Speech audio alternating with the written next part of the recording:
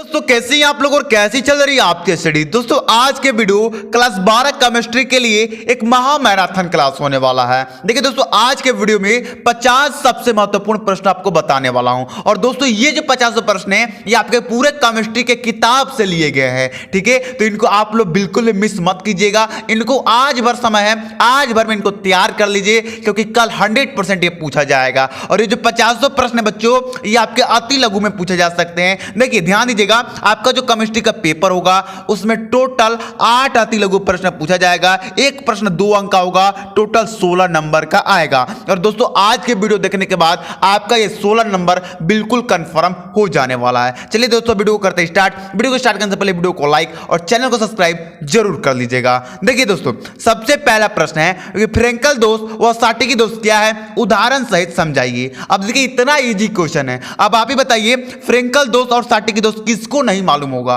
किसको नहीं मालूम होगा फ्रेंकल दोष और साटिकी दोष। ये तो कंप्लीट करना ही नहीं है, बस एक बार रिवीजन कर लीजिएगा, काम आपका खत्म। देखिए दूसरा है आयनिक ठोस को परिभाषा दीजिए। आयनिक ठोस की परिभाषा दीजिए। अब बताइए आयनिक ठोस का परिभाषा किसको नहीं मालूम होगा। मैं बता रहा हूं ना इन 50 में से ना कम से कम 40% तो आपको, कम से कम 40% आपको याद ही होंगे। कई ऐसे बच्चे होंगे ना जिनको 50 के 50 याद होंगे, लेकिन कई ऐसे बच्चे होंगे जिसको इसमें से 15 से 20 क्वेश्चन नहीं याद होंगे। तो वो क्या करेंगे, आज उनको कंप्लीट कर लेंगे, ठीक है। चलिए आगे देखिए, रतिका को परिभाषित कीजिए। अब ये भी काफी इंपॉर्टेंट है, इससे भी आपको छोड़ के नहीं जाना है। देखिए 4 नंबर है मोल प्रभाज। या मोल प्रभाज को ना पूछ के मोल अंश पूछ दे तो आपको कंफ्यूजन नहीं होना है। मोल प्रभाज से आप क्या समझते हैं या मोल अंश से आप क्या समझते हैं, इससे आप लोग तैयार कर लीजिएगा। तैयार करना क्या है, मोल प्रभाज सबको मालूम है, ठीक है। चलिए 5 नंबर है आयनिक ठोस गलित अवस्था में विद्युत चालक होते हैं परंतु ठोस अवस्था में नहीं। व्याख्या कीजिए ऐसा क्यों होता है। यह भी काफी इंपॉर्टेंट है और ये आपका तैयार होगा मैं जानता हूं, लेकिन जिनको तैयार नहीं है वो तैयार कर लीजिए। देखिए दोस्तों मैंने कल ही आप लोगों को दीर्घ-उत्तरीय प्रश्न बता दिया था, 15 या 16 महत्वपूर्ण दीर्घ-उत्तरीय प्रश्न बताया था। उससे मैं आशा करता हूं उसे आप लोग कंप्लीट कर लिए होंगे। आज ये अति लघु ले लीजिए। अभी कुछ देर बाद 2-3 घंटे बाद में फिर लघु-उत्तरीय बता दूंगा।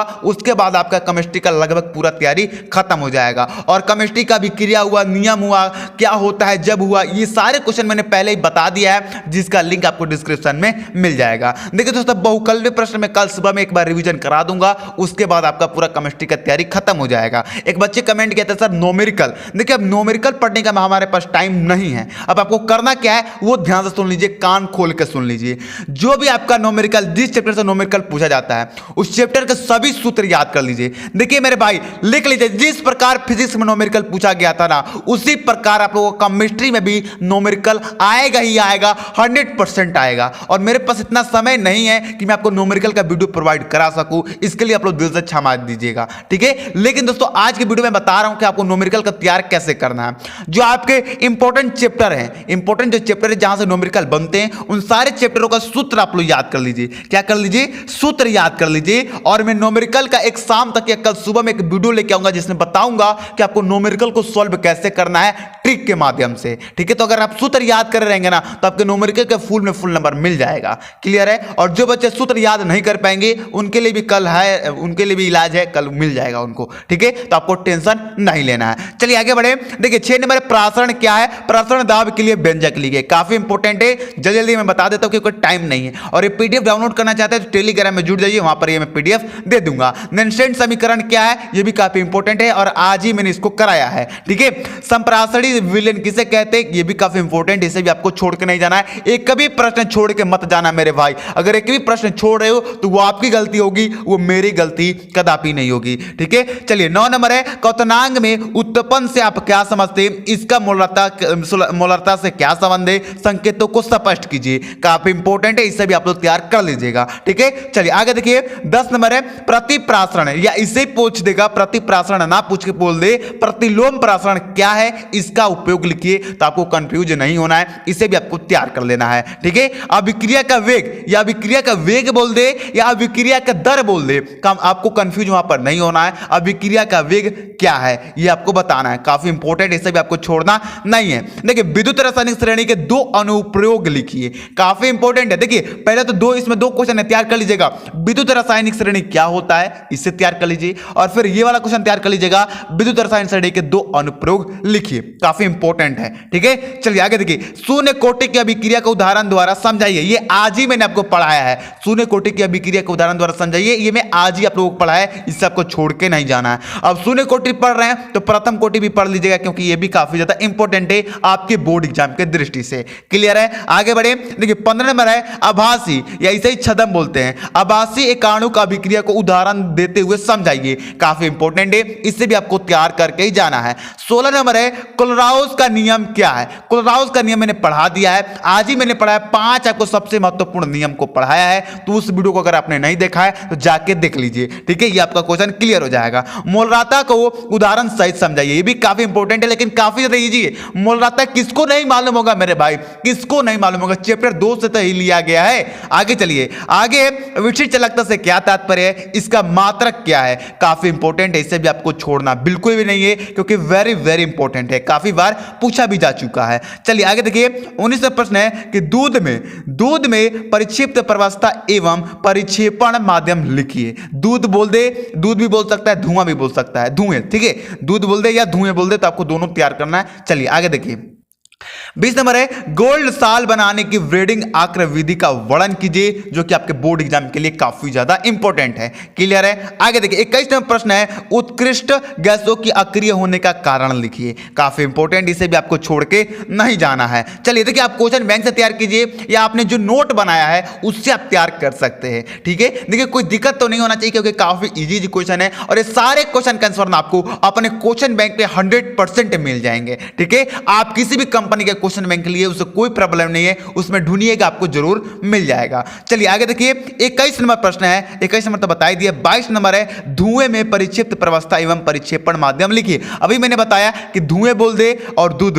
ये दोनों ज्यादा आता है। ठीक है, तो दोनों को आपको कंप्लीट कर लेना है। 23 नंबर है वास्तविक विलयन तथा कोलाइडी विलयन में भेद कीजिए, काफी इंपॉर्टेंट है, इसे भी आपको छोड़ के नहीं जाना है, वेरी वेरी इंपॉर्टेंट है। ठीक है, चलिए आगे देखिए, 24 नंबर है क्लोरोफॉर्म को रंगीन बोतलों में रखा जाता है तथा उसमें कुछ मात्रा एथिल अल्कोहल का भी मिलाई जाती है, ऐसा क्यों, तो ये बहुत इंपॉर्टेंट, इससे भी आपको छोड़ के नहीं जाना है। देखिए कारण वाले प्रश्न आते हैं, यानी क्यों, ये वाले जो प्रश्न है ना, जो लास्ट में क्यों लगा होता है, ये वाले प्रश्न आते ही आते हैं।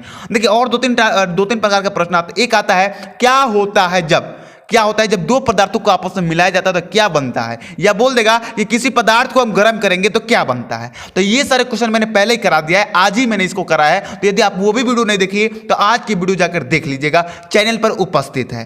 क्लियर है, चलिए सब कुछ क्लियर है। चलिए आगे देखिए, 25वां प्रश्न है उत्कृष्ट गैस के आयन विभव के मान ऊंचे होते हैं, समझाइए, बहुत इंपॉर्टेंट है मेरे भाई, इससे आपको बिल्कुल भी छोड़ के नहीं जाना है। ठीक है, और आप लोग कमेंट करके बताइएगा लास्ट में कि 50 में से कितना क्वेश्चन आपको याद है। ठीक है, जरूर बताइएगा मेरे भाई। चलिए आगे देखिए, 26वां प्रश्न है संक्रमण तत्व क्या होता है, 4 विशेषता को लिखिए। संक्रमण तत्व पूछ देगा कि संक्रमण तत्व क्या होता है, 4 विशेषता को लिखिए। या इसी पर एक और क्वेश्चन पूछ सकता है, ध्यान दीजिएगा, संक्रमण तत्व को डी ब्लॉक के तत्व क्यों कहा जाता है, यह भी काफी इंपॉर्टेंट है, इससे भी आप लोग कंप्लीट कर लीजिएगा। क्लियर है, रेडान की खोज किसने की, इसका उपयोग किस रोगों के उपचार में किया जाता है, यह आज ही मैंने पढ़ा है, और यह संक्रमण तत्व वाला भी आज ही मैंने पढ़ा है, दोनों क्वेश्चन मैंने आज ही पढ़ा है, तो इन दोनों को आप लोग तैयार कर लीजिए, मैं आशा करता हूं कि तैयार होगा आप लोगों को। ठीक है, चलिए आगे देखिए, लेथेनाइट संकुचन क्या है, इसका कारण स्पष्ट कीजिए, यह भी काफी ज्यादा इंपॉर्टेंट है आपके बोर्ड एग्जाम की दृष्टि से, इसे भी आपको छोड़ना बिल्कुल भी नहीं है। आगे बढ़े बच्चों,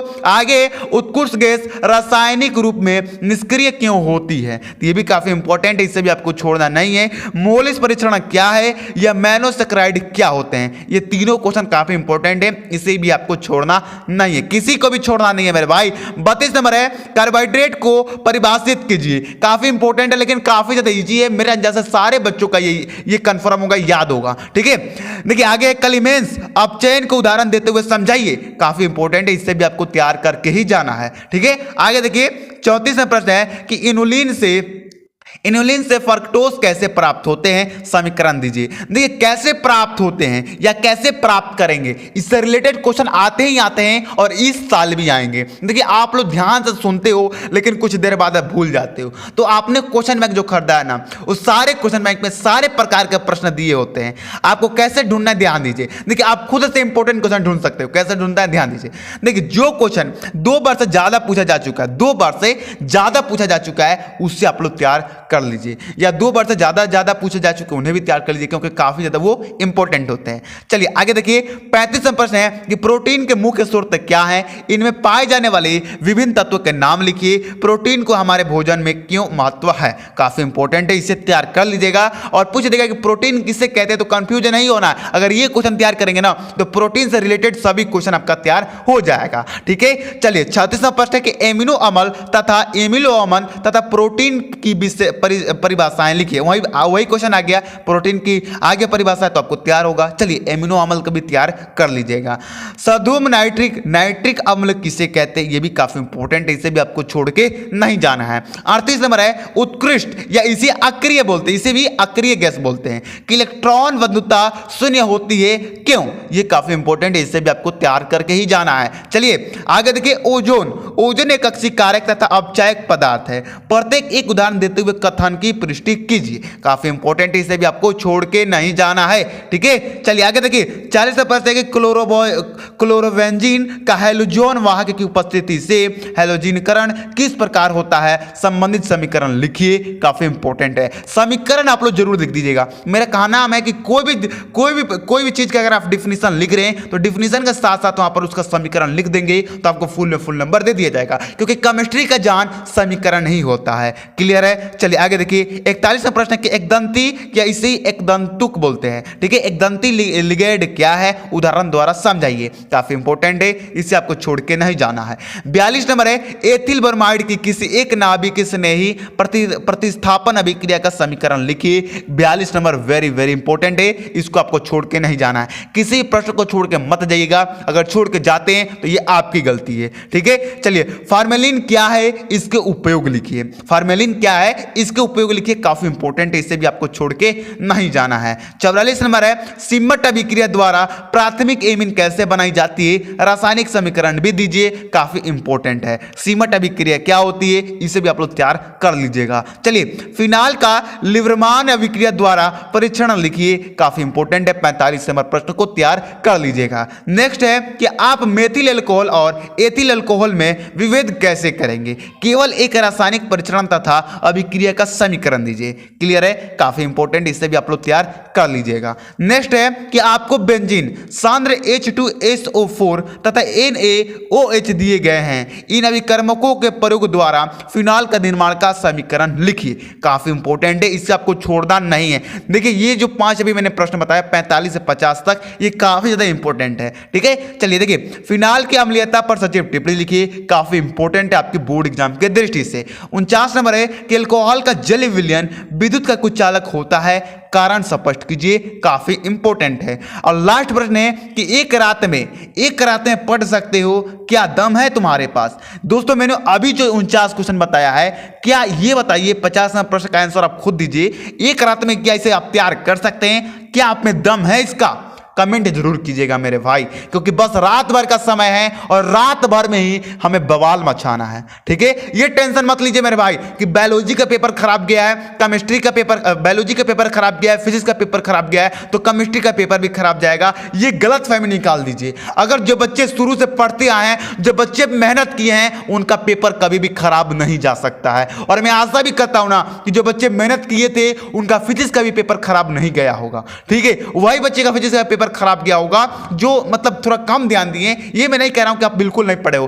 क्या हुआ था ना, इस बार फिजिक्स में न्यूमेरिकल भर के आए थे और इसके वजह से बच्चों को बहुत सारा डाउट था और बच्चों को पेपर हार्ड लगा। ये मैं खुद को गलती मानता हूं कि आप लोगों को मैंने न्यूमेरिकल के बारे में कुछ नहीं बताया था। और दोस्तों केमिस्ट्री में भी मैंने न्यूमेरिकल के बारे में कुछ नहीं बताया है, क्योंकि समय आपके पास नहीं है। ठीक है, तो मैं आप लोगों से खुल के बोल दे रहा हूं कि आपका जो क्वेश्चन बैंक है उसमें जितने भी इंपॉर्टेंट चैप्टर है उनके सभी सूत्र याद कर लीजिए और कल सुबह मैं बताऊंगा आपको कि न्यूमेरिकल को ट्रिक के माध्यम से कैसे सॉल्व करना है। दोस्तों अगर वीडियो पसंद है तो वीडियो को एक लाइक और चैनल को सब्सक्राइब जरूर कर दीजिएगा। हम मिलते हैं आपको अगली वीडियो में, तब तक हमें जाने की इजाजत दीजिए। जय हिंद, जय भारत।